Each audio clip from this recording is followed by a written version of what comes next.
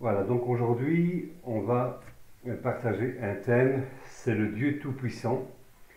Et en hébreu, c'est El Shaddai, le Dieu Tout-Puissant. Donc on va lire d'abord, donc lecture de la Genèse,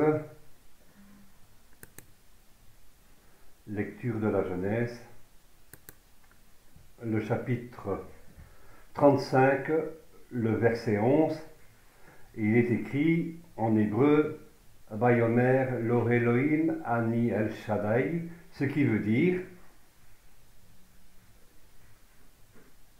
vas-y, Je suis le Dieu puissant. lis bien fort hein, pour qu'on entende. Je suis le Dieu tout-puissant. Oui. Et Dieu lui dit, je suis le Dieu Tout-Puissant. Sois fécond et aie de nombreux descendants. Une nation et même tout un ensemble de peuples seront issus de toi. Tu auras pour descendants des rois. Comme le titre le dit, le Dieu Tout-Puissant que nous connaissons tous sous la forme de El Shaddai.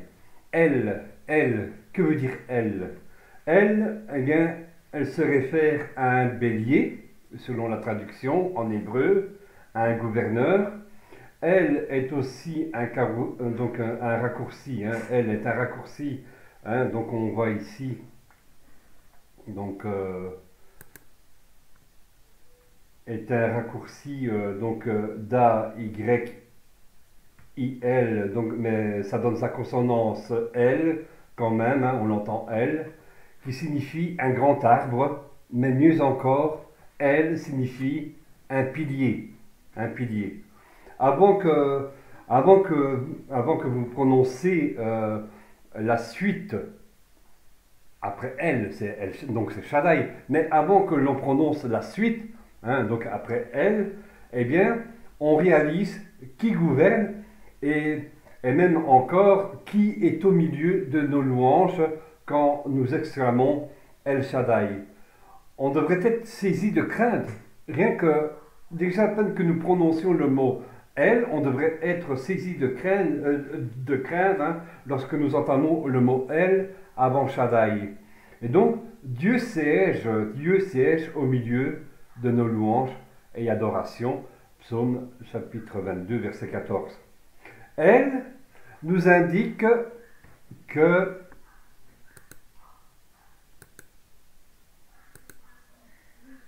voilà, elle nous indique que c'est Dieu qui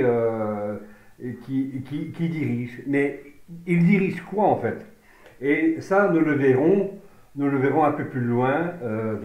Mais avant, nous allons regarder le verset 29 dans le chapitre 31 de la Genèse. Hein, de la Genèse. Donc Genèse 31, 29, où il est écrit Je pourrais vous faire du mal. Je pourrais vous faire du mal. Donc, et pour une meilleure traduction, nous le lisons vers une version plus proche de ce que dit l'hébreu. Donc, Yesh Leel Yadi, qui veut dire il y a au pouvoir de ma main. Donc, en rouge, elle, eh bien, signifiant Dieu, est synonyme de pouvoir, de force, mais aussi de domination.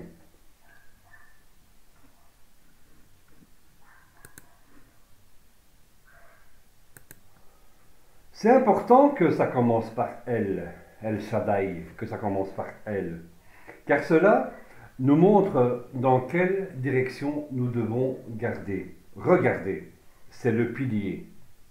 Maintenant que nous savons à propos de ce mot elle, eh bien, nous allons voir le mot Shaddai.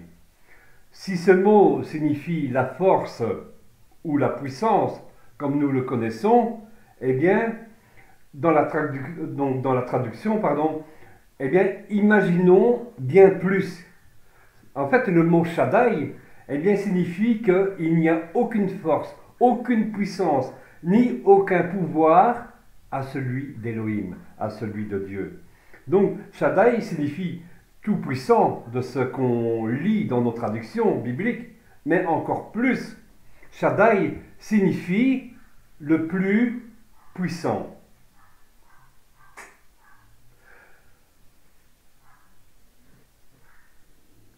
Donc, l'origine du mot Shaddai, l'origine du mot Shaddai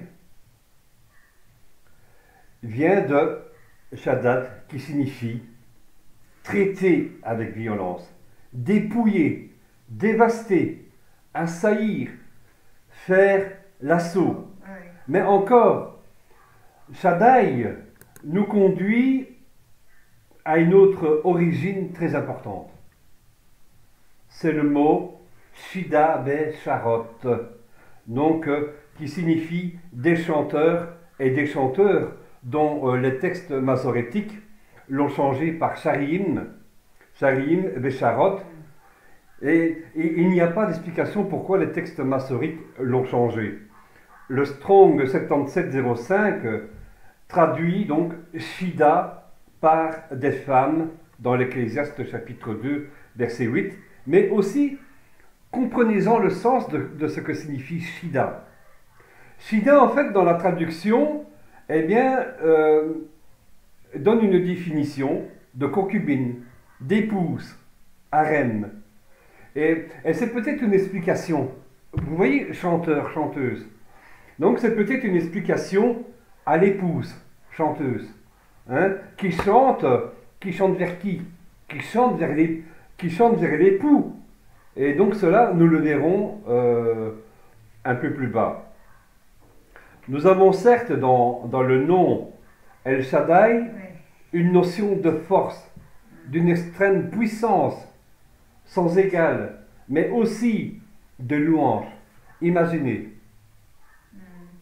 La louange ou les sons des trompettes ou le chauffard, hein, le chauffard, le son des trompettes dans la bataille qui renverse les murs de Jéricho, nous le voyons dans Josué chapitre 6, ils ont tourné pendant 7 jours autour des murailles de Jéricho, ils ont soufflé du corps des trompettes sur l'instruction de l'Éternel, et le 7e jour, les chantres, les lévites soufflent encore du corps, et donc le peuple, l'armée qui se trouvait derrière, à ce moment-là, ils ont poussé un cri, et que s'est-il passé?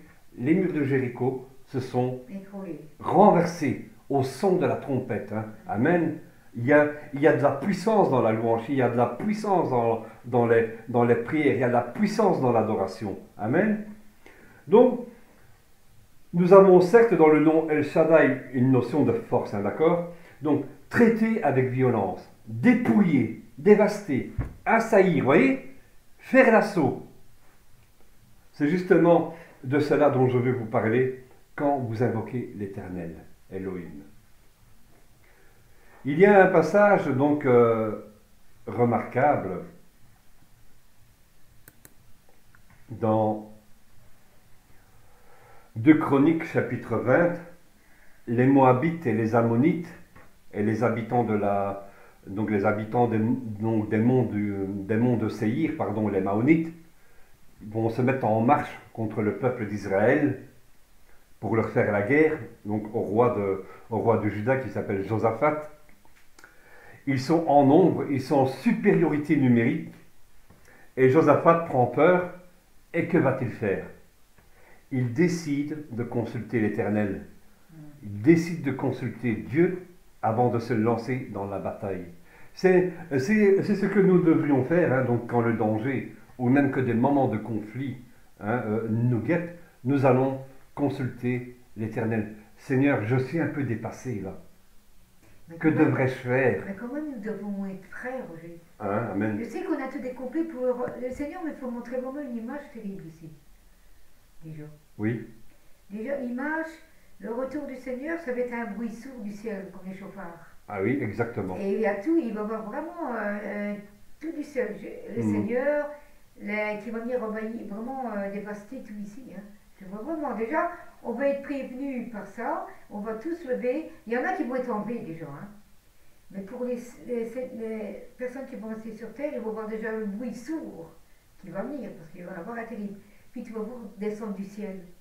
Mhm. Donc le Seigneur dit d'être prêt. À chaque jugement, On a tous des moments difficiles dans la vie, mais ayons toujours les regards posés sur Dieu. mhm, Et soyons au moins fidèles pour Dieu, parce que Dieu est fidèle envers nous. Donc nous autres, nous devons être fidèles envers lui. Parce que ce jour du retour, il peut revenir demain ou après-demain, on ne sait pas. ouais, ouais. On ne sait pas le retour de Dieu quand c'est. Hein. Donc à chaque jugement, il y a un son il y a un son d'une trompette qui sonne. Ah là, ça va À être chaque pas. jugement. Moi, je vois. On va Ouais. lire. Il faut rester dans Moi, la, je reste dans. dans la. Je reste dans. On va lire donc cette histoire de Josaphat. Hein, donc quand il prend peur parce que donc ils sont quasi à 3 contre 1. Donc donc il y a donc il y a les Moabites et les Ammonites et les Maonites, hein, donc les habitants du monde, donc des monts de Séhir qui sont prêts à attaquer Israël. Josaphat prend peur et donc au lieu de foncer dans la bataille aveuglément, que va-t-il faire? Il va consulter l'Éternel Ouais, voilà. et c'est ce que nous devons faire Mais voilà. quand des dangers ou des moments de conflit nous guettent. Hein. Donc on va lire Josaphat, hein, donc c'est 2 Chroniques, le chapitre 20 tout d'abord. Et donc pour ceux qui ont une Bible, laissez donc un signet donc, dans cette page. Hein. Donc chapitre 20, 2 Chroniques, chapitre 20. Et on va lire tout d'abord les versets 5 à 12. Et l'important, même dans le moment de bataille, il faut consulter les dieux. Il ne faut pas foncer tête baissée. Alors voilà, Voilà, bon, je vais commencer. il est écrit, Josaphat se tint debout avec l'assemblée des gens de Juda et de Jérusalem dans le temple de l'Éternel, en face du nouveau parvis. Il pria ainsi l'Éternel, Dieu de nos ancêtres. N'es-tu pas Dieu, habitant dans le ciel? Et n'est-ce pas toi qui domines sur tout le royaume des nations? Tu disposes de force et de puissance. Nul ne peut te résister. N'est-ce pas toi, notre Dieu, qui a chassé les anciens habitants de ce pays pour faire place à ton peuple d'Israël, et qui a donné ce peuple pour toujours aux descendants d'Abraham, ton ami qui t'aimait? Ils s'y sont établis, ils y ont construit un sanctuaire en ton honneur. Puis ils ont dit, si un malheur s'abat sur nous, une guerre, un châtiment, une épidémie ou la famine, nous viendrons nous tenir devant ce temple, devant toi. Puisque ta présence est établie dans ce sanctuaire, et du fond de notre détresse, nous implorerons ton secours. Alors tu écouteras et tu sauveras. Eh bien, maintenant voici que les Ammonites, les Moabites et les habitants des monts de Séhir viennent nous attaquer. Quand Israël venait d'Égypte, tu ne lui as pas permis de traverser le pays de ces gens-là, et il a fait un détour. Il ne les a pas détruits, et voilà comment il nous récompense. Ils viennent nous chasser de la propriété que tu nous as attribuée. Notre Dieu, n'exercerais-tu pas tes jugements sur eux? Car nous sommes impuissants pour résister à cette immense armée qui vient nous attaquer, et nous ne savons que faire, mais nous tournons nos regards vers toi. le Seigneur déclare devant tous ceux qui se tenaient debout, hommes, femmes Oui. et enfants, et au roi Josaphat, que nous allons lire au verset 17. C'est mieux de le lire dans la parole de Dieu. Oui. Donc, chapitre 20, là, toujours, les versets 15 à 17. Ne craignez rien et ne vous laissez pas effrayer devant cette immense armée, car cette guerre n'est pas votre affaire, c'est celle de Dieu. Demain matin, marchez contre eux, et ils vont gravir la montée de la fleur. Vous les rencontrerez au bout du défilé à l'entrée du désert de Yérouël. Vous n'aurez même pas à combattre. Contentez-vous de prendre position et de vous tenir là. Vous verrez l'Éternel, vous accordez la délivrance. Gens de Juda et de Jérusalem, ne craignez rien et ne vous laissez pas effrayer. Demain, marchez à leur rencontre et l'Éternel sera avec vous. Ils n'auront pas à combattre. Ouais. Et comment cette armée, donc ces trois armées seront-elles anéanties? Ouais. Eh bien, nous le lisons dans le verset 21. Tu peux lire, Loulou? Ils s'étaient concertés avec le peuple. Il s'était concerté avec le peuple et avait placé en tête de l'armée des musiciens. Tu vois? Il s'était concerté avec le peuple et y avait placé en tête de l'armée des musiciens pour louer l'Éternel et la majesté de sa sainte personne. Ils se mirent en route devant les soldats, en armes, en chantant « Louez l'Éternel car son amour dure à toujours. » Et c'est là, durant le temps de la louange et d'exclamation, qu'il s'est passé une chose d'extraordinaire. Lisons-le dans les versets 22 à 24. Bon. Au moment où ils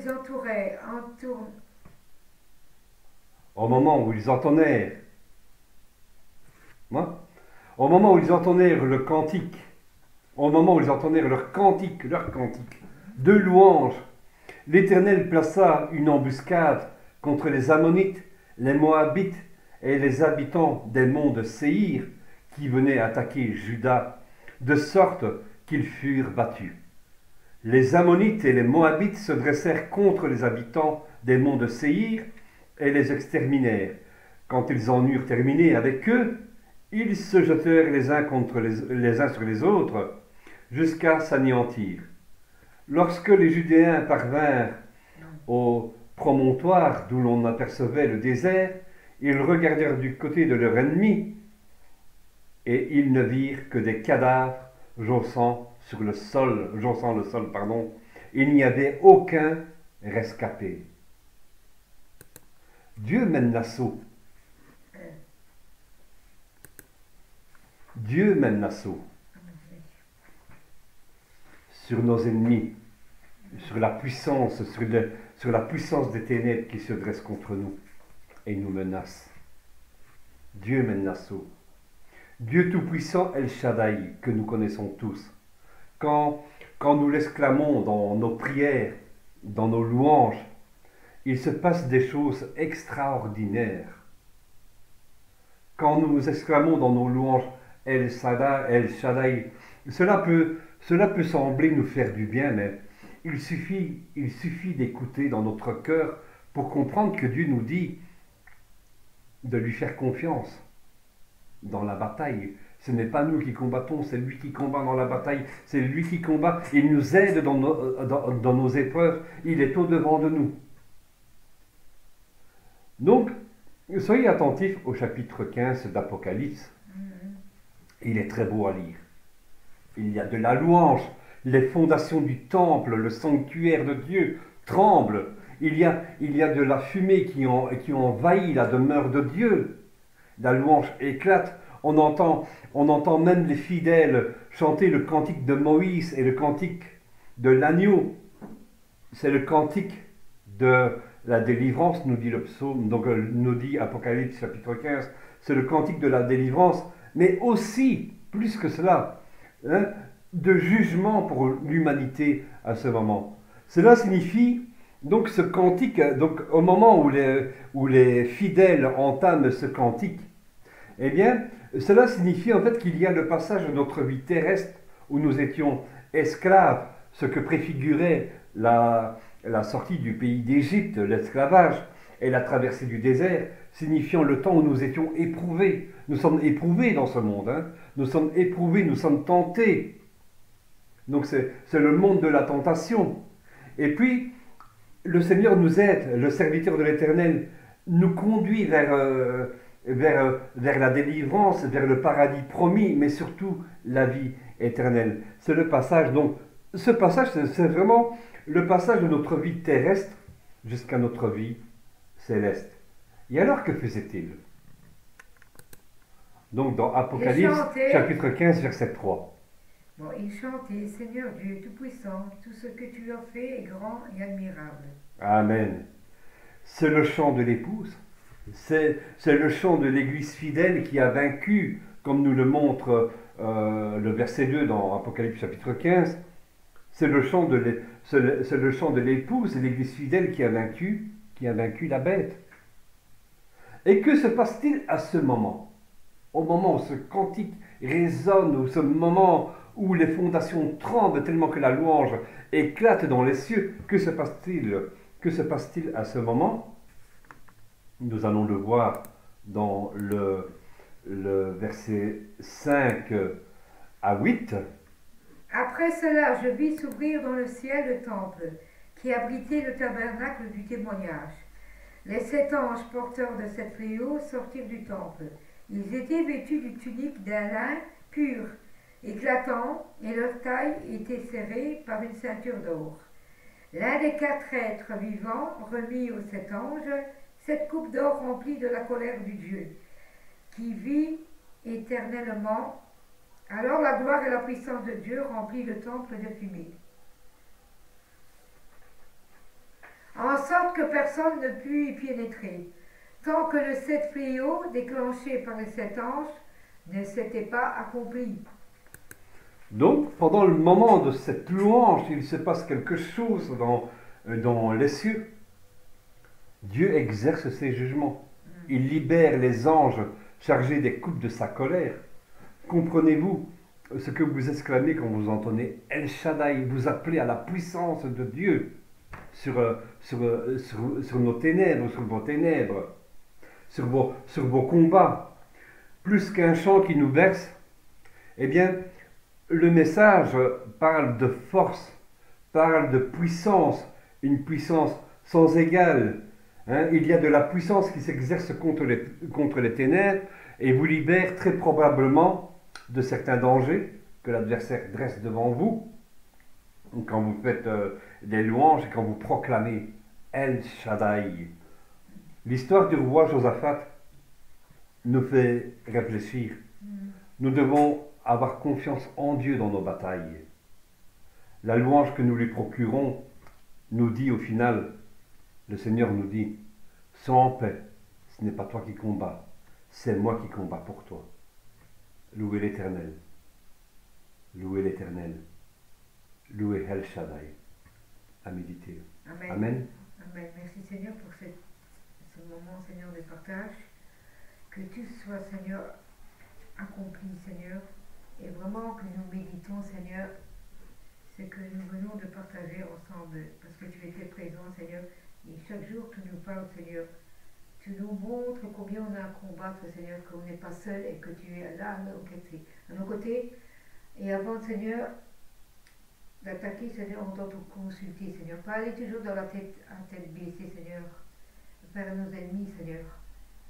Mais apprendre, Seigneur, à te consulter et à compter sur toi et écouter ce que tu dis, Seigneur. Parce que avec les expériences que nous avons déjà vécues, Seigneur, quand on ne consulte pas, Seigneur, les choses arrivent mal, Seigneur, sur nous, Seigneur.